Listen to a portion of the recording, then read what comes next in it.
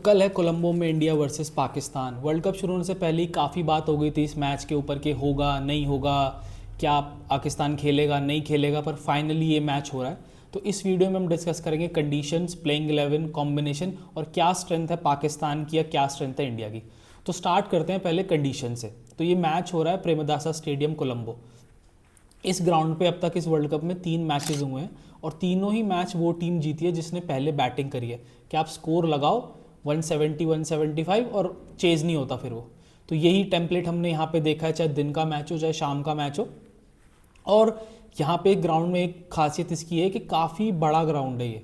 अगर आप इसकी स्ट्रेट की बाउंड्री देखोगे लॉन्ग ऑन लॉन्ग ऑफ की, तो 84 मीटर्स के आसपास है। तो जो 6 हिटिंग हम देखते हैं इंडिया में, वो यहाँ पे शायद मुश्किल देखने को मिले। उसके बाद आते हैं पिच पे। तो थोड़ा स्लोइश सरफेस रहता है। ऑस्ट्रेलिया ने काफ़ी स्ट्रगल करा कि भाई थोड़ा लो रहता है बॉल, पेस नहीं मिलता बैट्समैन को, आप उतने अच्छे से शॉट मार नहीं पाते, तो आपको थोड़ा टाइमिंग पे ज़्यादा रिलाई करना पड़ता है। और या अपनी ब्रूट फोर्स कि अगर आप स्लॉगर हो तो आप पूरा उसको मसल करो लॉन्ग लीवर्स यूज़ करके। एक ये यहाँ पे कि इंडिया के ग्राउंड्स में और कंडीशंस में और श्रीलंका के ग्राउंड्स और कंडीशंस में बहुत फ़र्क है। तो एक ये चीज़ है। पाकिस्तान सारे ही मैचेस अपने यहाँ खेल रहा है। मैं उसको ये नहीं बोलूँगा कि भाई कोई अनफेयर एडवांटेज है उनके पास, जैसे उन्होंने हमारे लिए बोला था चैंपियंस ट्रॉफी में कि भाई इंडिया तो एक ही जगह मैच खेल रहा है। इनके पास ऐसी अगर है भी तो मैं इस पर कोई बात नहीं करूँगा, क्योंकि चैंपियंस ट्रॉफी भी स्टार्ट इनके वहाँ पे ही हुई थी। लाहौर में ही खेला गया था मैच जो पहला हुआ था, जहाँ पे न्यूजीलैंड ने पहले ही मैच में इनको पटक के मारा था। 320 330 करे थे। बहुत बढ़िया बैटिंग करी थी टॉम लेथम और ग्लेन फिलिप्स ने। तो हाँ, पाकिस्तान यहाँ पे ही अपने मैचेस खेल रहा है और उसी के हिसाब से उनकी अगर आप टीम भी देखो तो 4 या 5 स्पिनर्स हैं जो कल मैच खेलेंगे ही खेलेंगे। स्पिनर्स पे अगर मैं इनकी बात करूँ तो उस्मान तारिक, मोहम्मद नवाज़, शादाब खान, साइम अयूब और उसके बाद अबरार अहमद।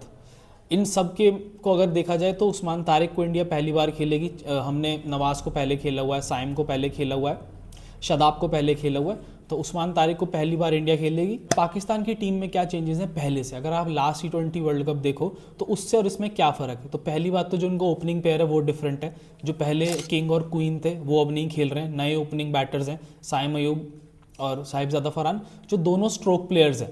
मैं ये नहीं बोल रहा कि उनका बहुत हाई कैलिबर है, पर हाँ वो दोनों अपने पावर प्ले में अगर आप उनकी बैटिंग देखोगे तो शॉट मारने जाते हैं पेस के अगेंस्ट, स्पिन के अगेंस्ट, तो वो चांसेस लेंगे। उसके बाद फर्स्ट टाइम किसी टूर्नामेंट में हम पाकिस्तान की स्पिन बॉलिंग पे बात कर रहे हैं कि वो इतना स्पिन हैवी हो के आए हैं। कभी भी हम एसोसिएट नहीं करते स्पिनर्स के डोमिनेट करेंगे पाकिस्तान के किसी टूर्नामेंट को या किसी मैच को। तो उस पहली बार देखा जाएगा कि यार वो सिर्फ शाहीन शाह अफरीदी के साथ जा रहे हैं और थोड़ी बहुत उनको सीम अप बॉलिंग फ़हीम अशरफ दे देगा। उसके अलावा पहली बार पाकिस्तान स्पिन हैवी जा रहा है। उसमें भी देखा जाए तो बहुत वैरायटी है उनके पास, चाहे आप शादाब को ले लें, साइम को ले लें, उस्मान तारिक को ले लें। तो एक ये प्लस पॉइंट है पाकिस्तान के पास। बैटिंग उनकी अभी भी स्ट्रेंथ नहीं है। अगर आप मिडिल ऑर्डर देखो, अगर आप ओपनर की जल्दी विकेटें ले लेते हो तो उनके मिडिल ऑर्डर में इतना दम नहीं है कि वो अच्छा टोटल लगा पाएँ या कोई टोटल चेस कर पाएँ। वो फायर पावर अभी भी मिसिंग है। पर हाँ, एक ओपनिंग में उनके पास चेंज है कि साइम और फरहान थोड़ा अच्छा स्टार्ट दे सकते हैं। पर गिविंग द कंडीशंस, हम जैसे सोच रहे हैं T20 क्रिकेट 170 180 का स्ट्राइक रेट मिनिमम चाहिए होगा, इस ग्राउंड पे एक एडवांटेज पाकिस्तान के पास ये भी है कि उनका कोई भी प्लेयर ऐसे नहीं खेलता। इस ग्राउंड पे आपको चाहिए ही वही प्लेयर जो 135 140 के स्ट्राइक रेट से लंबा खेले। हमने जिम्बाब्वे के बैटर्स को भी देखा ऑस्ट्रेलिया के अगेंस्ट कि वो लंबा खेलने गए, 130 135 के स्ट्राइक रेट से उनका एक ओपनर आखिर तक खेला। तो एक चीज़ अगर पाकिस्तान जैसे वो बैटिंग करते हैं उस हिसाब से ही करें तो उनके लिए एडवांटेज होगा। उसके बाद इंडिया क्या कर सकता है भाई, सबसे पहले तो हम प्लेइंग 11 में एक स्पिनर को डालें। मोस्ट प्रोबेबली अर्शदीप की जगह कुलदीप जाना चाहिए टीम में, क्योंकि कुलदीप का रिकॉर्ड पाकिस्तान के अगेंस्ट बहुत अच्छा है। चाहे आप ODIs देखें चाहे आप T20s देखें, वो बहुत ट्रबल करता है पाकिस्तानी बैटर्स को। वरना एक न्यूज़ ये भी बन रही है कि यार हम रिंकू की जगह वॉशी से भी रिप्लेस कर सकते हैं। पर मेरा मानना ये है कि आप रखो बैटर वहाँ, प्रॉपर बैटर, उसकी जगह आप कुलदीप यादव को टीम में लाओ। कि आप कुलदीप यादव को डालो अर्शदीप की जगह। और हमने नमीबिया के अगेंस्ट देखा भी कि भाई पहला ओवर हार्दिक ने करा तो, और उसके बाद दुबे ने भी डाला पावर प्ले में। तो एक चांस यही बन रहा है कि कुलदीप को जाना चाहिए टीम में और वो बहुत क्रूशल होगा इंडिया के लिए उस मैच में। और उसके बाद इंडियन बैटिंग क्या कर सकती है भाई। स्काई ने लास्ट मैच में बोला था कि अभिषेक शर्मा ही might not be available for a game और 2, तो शायद वो पाकिस्तान का मैच मिस करे। उसके अलावा अगर संजू सैमसन खेलता है, संजू, ईशान किशन, उनको पास वही वाला लाइसेंस है कि भाई आओ 6 ओवर में मारो, कि वो वैसे ही स्टार्ट देने जाएं जैसे वो देते हैं।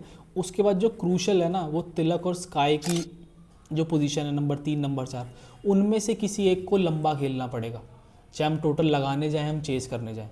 उनकी बहुत क्रूशल है वो नंबर 3 नंबर 4 पे, क्योंकि वहाँ पे थोड़ा ज़्यादा स्पिन का कंट्रोल होगा पाकिस्तान के, तो वहाँ पे वो कैसे मैन्यूवर करते हैं अपनी बैटिंग को, वो बहुत क्रूशल होगा। तो वहाँ उनको लंबा खेलना होगा। और हमने देखा भी नामीबिया के अगेंस्ट भी कि बहुत जल्दी स्पिनर ने जब उन्होंने इंट्रोड्यूस करा तो हमारी विकेटें 2-3 एकदम गई हैं।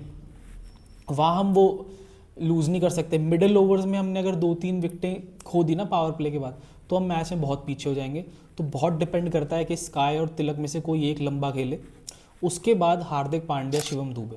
भाई रीसेंट टाइम्स में हमने शिवम दुबे, हार्दिक पांड्या को देखा है स्पिन को डिसमेंटल करते हुए, कि वो 100 मीटर 105 मीटर के छक्के आराम से मारते हैं और वो सेट नहीं होने देते स्पिनर को, वो चांस लेने जाते ही जाते हैं, स्पेशली शिवम दुबे। तो इस बार भी यही करना होगा दोनों में से किसी एक को, और कैलकुलेटेड रिस्क लेने पड़ेंगे कि अगर आप किसी स्पिनर को 1 या 2 बाउंड्रीज किसी ओवर में मारते हो तो वो काफ़ी क्रूशल हो जाएगा।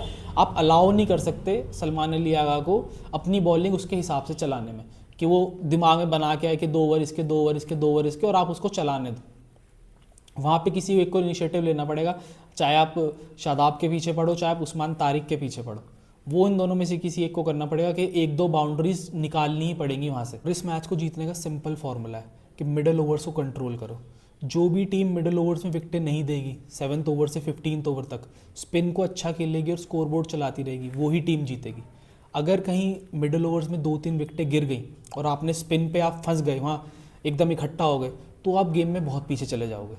तो यही डिपेंड करता है इंडिया के ऊपर कि भाई स्पिन को अच्छे से खेलो और वहाँ विकेटें ना दो। स्कोर चाहे 6 रन 7 रन पर ओवर आए, पर वहाँ पे विकेटें नहीं देनी है इंडिया को। और फेवरेट्स की बात करें तो भाई इंडिया इस गेम में फेवरेट है, चाहे आप कंडीशंस के हिसाब से ले लो, चाहे आप प्लेयर्स के हिसाब से ले लो, चाहे मैन टू मैन मार्किंग कर लो। इंडिया के पास अच्छे स्पिनर्स हैं, अच्छे बैट्समैन हैं और एक क्वालिटी टीम है 1 से लेकर 11 तक। ये था मेरा एनालिसिस। आपके हिसाब से बिगेस्ट फैक्टर क्या होगा गेम में, कमेंट करें नीचे। वीडियो अच्छी लगी तो लाइक शेयर सब्सक्राइब। जय हिंद।